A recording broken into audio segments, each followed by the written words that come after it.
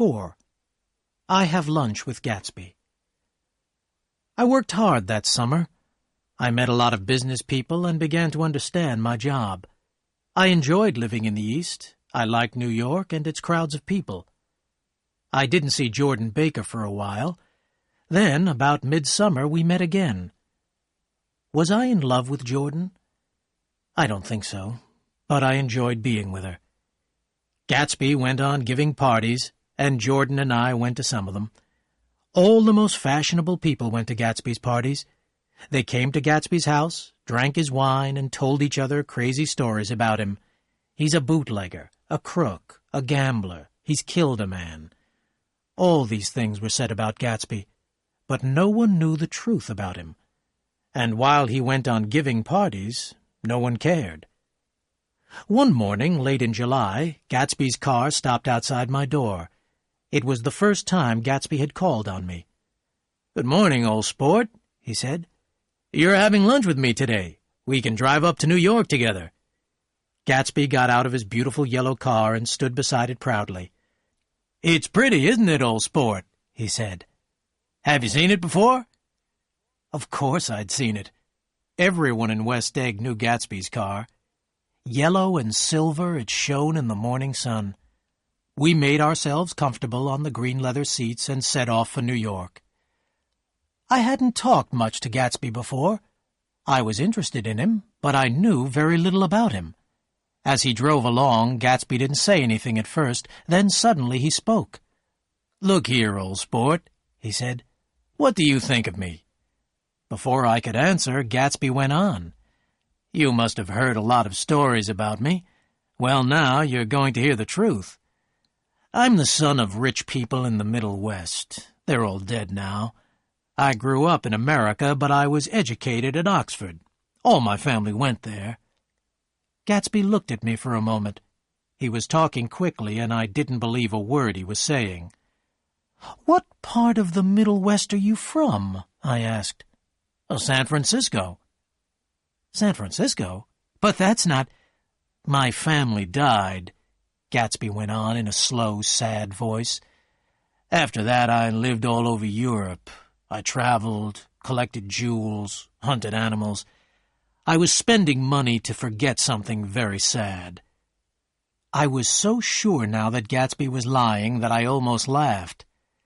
"Then the war came, old sport," Gatsby said. "I was glad. I tried to die, but I couldn't. I was a success. I won medals. Look, here's one of them." Gatsby took a medal out of his pocket. I looked at it in surprise.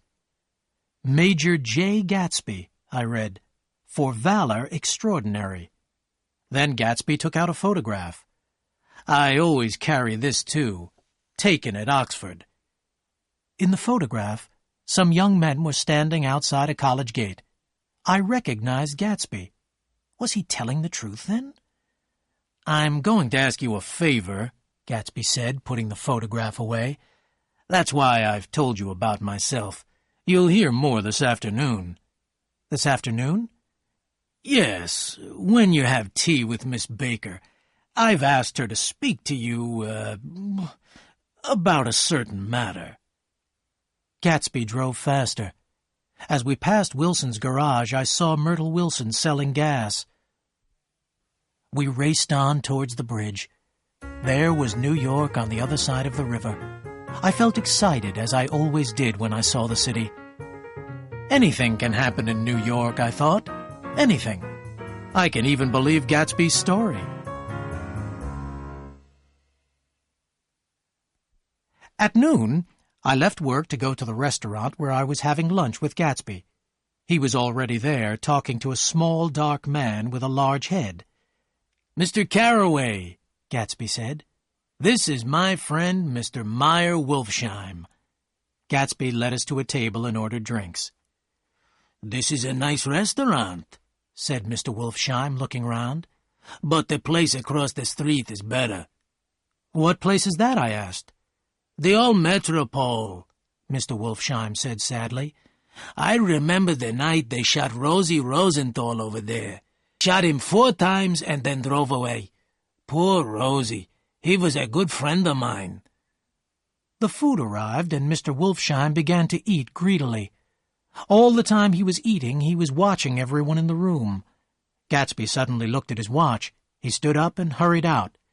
"He has the phone," said Mr. Wolfsheim. "He does a lot of business with Chicago. Gatsby's a fine fellow, isn't he? Good-looking and a perfect gentleman. He's an Oxford man, you know." "Oh, is he?